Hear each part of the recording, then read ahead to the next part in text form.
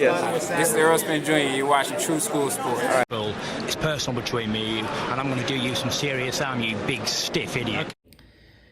The untouchable True School Sports Empire proudly presents something the boxing game's been missing. Hey, what's going on? It's your boy BT, and I came here to talk some boxing with the thousands of True School Sports subscribers. Now, this video is actually going to be about 3 fights all in one, so this may be a long, drawn-out video, but let's get to it, man. A lot of boxing on this Friday night. You know, a lot of people are obviously focused on the fact that Mayer and Bumgarner and Shields and Marshall got canceled because the Queen died, but there was a lot of boxing, and it was an eventful Friday night, so there's a lot to talk about.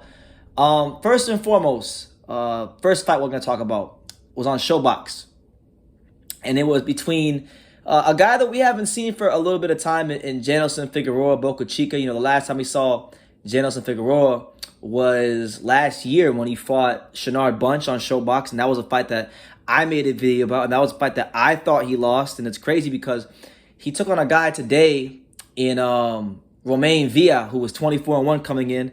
All his wins, like literally all his wins, were by knockout. But then when you kind of check under the hood and see what Villa's resume looks like, you know, he hadn't really fought anybody that stuck out. A lot of nondescript opposition in like Mexico and Panama and Colombia and Venezuela, and you know, just nobody that really stuck out. So you come in with the respect of his punching power, but you kind of question like what kind of quality fighter was Villa coming in. Now I'm gonna tell you this: there were a lot of people that were commenting on that Janelson Figueroa video of the last couple days leading up to the fight, the one that I did about Shinard Bunch, and they were saying he's in trouble. He gonna get knocked the hell out. He don't know what's coming to him with this Colombian dude. And all of y'all are geniuses, because I didn't really watch much film of the Colombian dude. I kind of just watched the fight to see how it played out. But man, anybody who said that in the comments of that video, give yourself a pat on the back, because Villa was everything that you would expect a Colombian fighter to be. He was awkward. He wasn't like the fastest, but he had heavy hands, TNT in both hands. And that was made known very early in the fight. You know, from the first jabs he thrown, he was snapping Janelson Figueroa's head back to the knockdown that he had in round 2.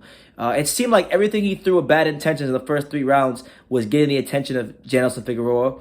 And Figueroa finally suffers the first loss of his career. He should have suffered it last year, but he got a gift decision.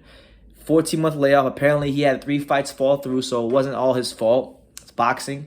But we got a new Colombian on the scene, and his name is Roiman Villa from Colombia. So, hey, shout out to him. Really fun guy to watch. Heavy-handed.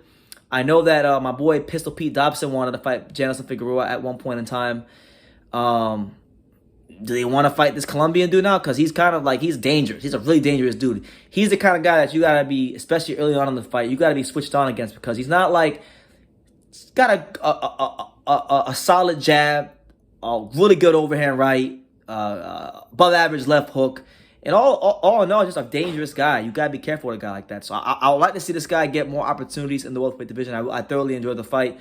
For Figueroa, he's got to build himself back up, because you know, he should have lost the last fight. He got a draw. That was a gift. And, you know, he got destroyed this fight. He was lucky to go the distance, honestly. And I give him credit for that. He at least won the distance and showed some ability to go on there and really, I guess, like, just grind it out. You know, he was a fighter till the very end. So respect to Janelson Figueroa, but definitely a lot to rebuilding to do. Congrats to Roiman Villa from Colombia, who went out here and made a massive impression on me. I'll be looking out for him in the future. Now, the other fight, and this is probably the fight that I was most excited to watch, because I have a personal connection to one of the fighters, and that comes in the form of the fight between, it was 2 fighters at 126. You had Samson Lukowicz managed Norwegian fighter Bernard Torres, who was 16-0 with like 7 knockouts, taking on a Dominican fighter, and one of my favorite Dominican fighters down here in South Florida, Frency Fortunato. You know, trained by my boy Luis Chiro Perez, who's done some great work in the past with fighters like Guillermo Jones and Jason Rosario. It was a really competitive fight. You know, Fortunato is very, very tall for this weight class. He is literally like a stick. He's like a stick figure. He's like a praying mantis in this weight class. He's 5'9", and he's at 126. So when you're 5'9" and you have any semblance of boxing skills and quickness and power, you're going to be a hard guy to beat at 126. And this is a fight where I think in the first 4 rounds of some change, it really favored him. He did a good job, I think, early in the fight against the southpaw Bernard Torres of being unpredictable, working behind the jab, probes, manipulating the guard, mixing in the right hand downstairs, mixing in the right hand upstairs, and he even scored a knockdown, a flash knockdown in round 4. And he was doing pretty good for himself. I thought, I didn't think he was dominating the fight, but I thought, he was clearly winning the first, 5 rounds of the fight. Not all. I'm saying he won more rounds in the first 5 than, he lost. He was in control of the first 5 rounds of the fight. But then you saw him kind of hit a wall towards like the middle of the 6th round, going into the 7th.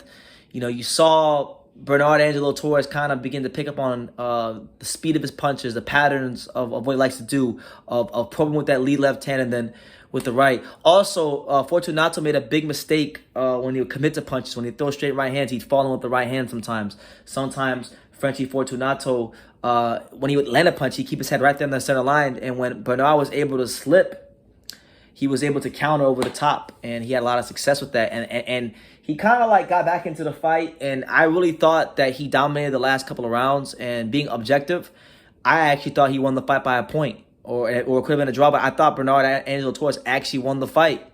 I don't want to say it was a robbery because I really feel like it could have went either way, but there was one ridiculous 97-92 scorecard in favor of Frency Fortunato. Now, I like Frency Fortunato. He's probably my favorite Dominican fighter, to be honest with you.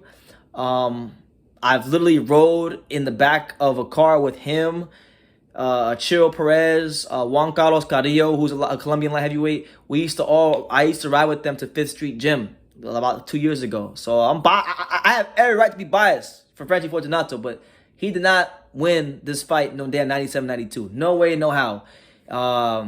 He really, in my opinion, even though he won the fight, he did get exposed. He did get exposed a little bit as a front runner. We saw him huffing and puffing, about to blow his damn house down.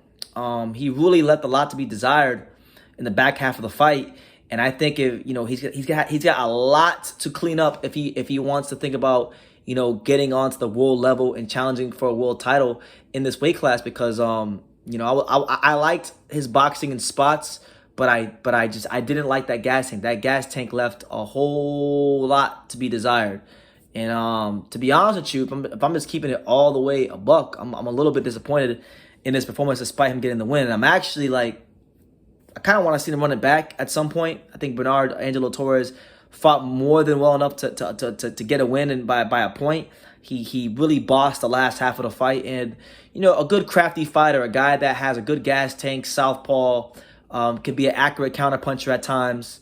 Didn't get discouraged after the knockdown. Really showed some gumption, and I can't wait to see him back. But I'm surprised that Frenchie actually got the decision because normally when Samson Lukowicz has a fighter and it's a close fight, his fighter will get the decision. So God must really have a plan and must favor this dude because I was shocked he actually got the decision, to be honest with you.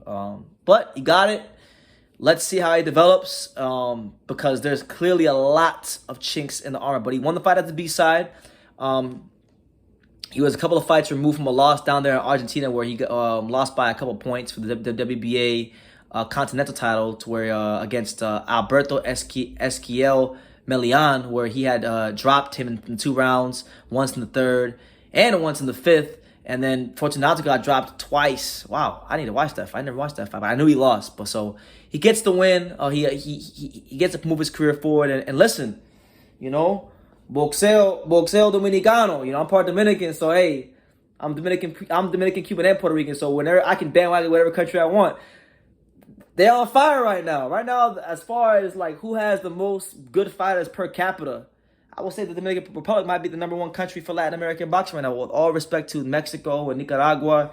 I mean, they're on fire. They can't lose right now. They're untouchable. I mean, Hector Luis Garcia, Alberto Puello, the dude that knocked out Mario, who's Edwin De Los Santos. Now Frency Fortunato. I mean, and then you got Michelle Rivera fighting next month on the Wild undercard. So Dominican boxing is absolutely on fire, and they are really flying, this flag very, very high for Dominican boxing. So he gets the decision, and then we'll see what happens for him moving forward. And then the last fight that I want to talk about, I didn't get a chance to watch it as much because I was watching Frency Fortunato. But to my surprise, Hakim Tito Lopez, the brother of Naji Lopez, he actually winds up scoring his first professional loss against the southpaw in Richard I can't even say his last name, but Richard VanSiclen. And Richard VanSiclen from Seattle, Washington, I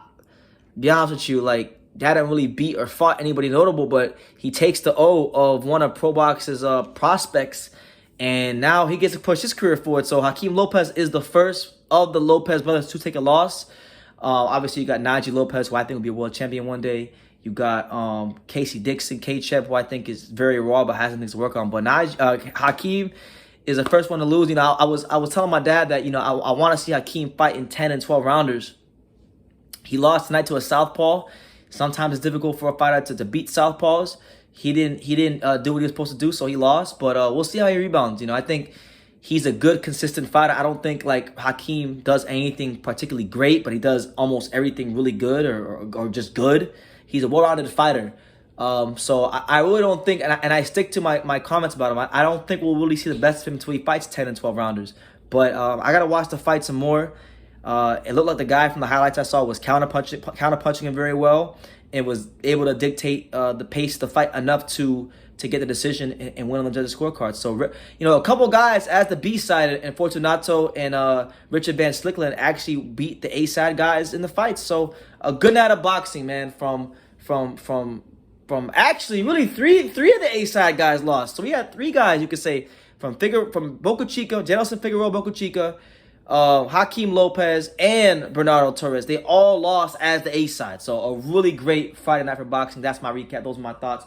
Leave your comments down below on any of those fighters and any of those fights if you watched. Leave your comments down below. Make sure you guys take the time to subscribe. And like I say in every single one of these videos, you can love me or you can hate me. But I'm just a kid from Daniel. So until next time, take care, guys. Thank you for watching True School Sports. No, follow this kid. Oh. He's a true, he's a young, true, passionate person who follows boxing. He wakes up thinking about boxing and he goes to sleep thinking about boxing. This is true. Good kid, good man, and looking forward to seeing him everywhere in the boxing world. Hey man, if you ain't subscribed to True School Sports, you fucking up, man. Make sure you subscribe, bro. Fucking up big time. Make sure, man.